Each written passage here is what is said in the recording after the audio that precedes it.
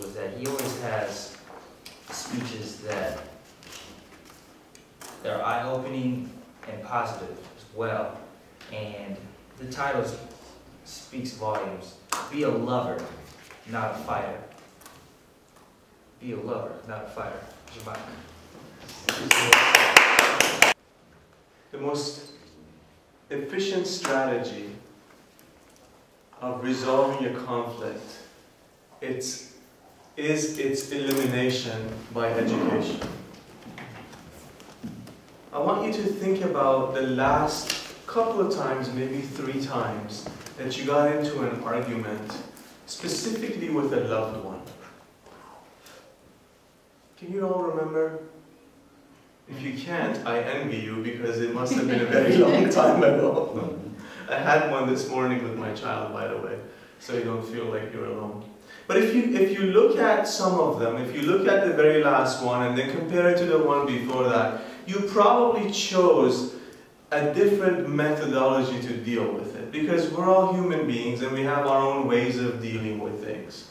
So, you know, depending on our mood, depending on how we feel, depending on the environment, depending on how the past has gone, we deal with a specific conflict that's at hand differently.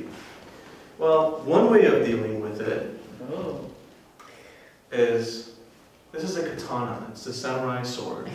It is the sharpest sword. Well, this is not a real one, but it's a real one. But, you know, you look at this and you think war.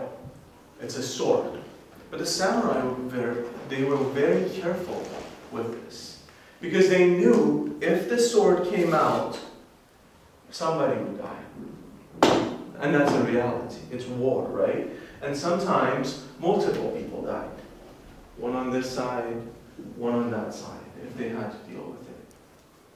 But what people don't know and they misunderstand many times is the martial arts that was derived from the way of samurai, you know, it's called Budo, you know, and how they dealt with war has developed into this culture that avoids conflict when possible. I'd like to try something with all of you, if you don't mind. Could you all stand up, please? And I'm going to use Mr. Toastmaster up here, if you don't mind. All right. The rest of you partner up with each other. Just face each other and partner up. And Mike, if you can, if you guys can partner up. Now, if Mr. Toastmaster here grabs my wrist, you know, and he grabs it with intent. Go ahead and grab. So one of you grab the other one. And grab it with some intent. Like this is, we're talking about conflict, right? The most natural thing for you to do is to pull your arm back. Yeah. Don't let it go. Don't let it go. Right? And what is he going to do? He's going to resist, right? Right? So that's one way of dealing with conflict, isn't it? Yeah.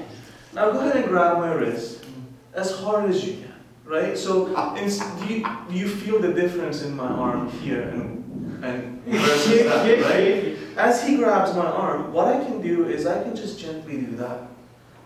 You see that? It's so subtle. It's not about the movement so much. It's about, I'm not initiating a conflict. So it's this, you know, I'm ready to fight right now, versus I'm not doing anything. Thank you very much. You know, when I walk away. Thank you very much. Thank you. So, the message there is you don't always have to get involved and provoke the person who's initiating a conflict with you. And a real life example of this is, we're in Oakland and we all know there are some parts of the city that aren't very pleasant at night.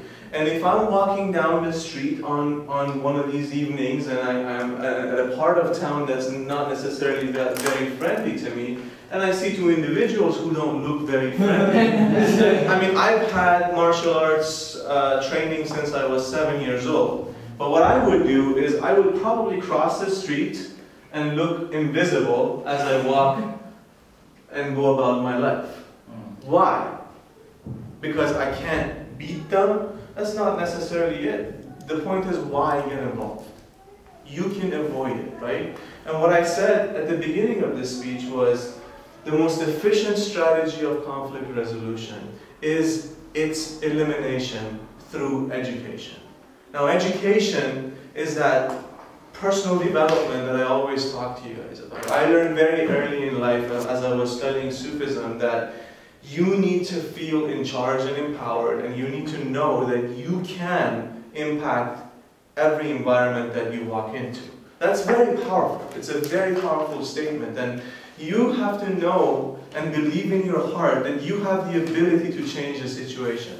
So if somebody wants to pick a fight with you, you can be a lover. You don't have to be a fighter. Give them a hug. Maybe they had a bad day.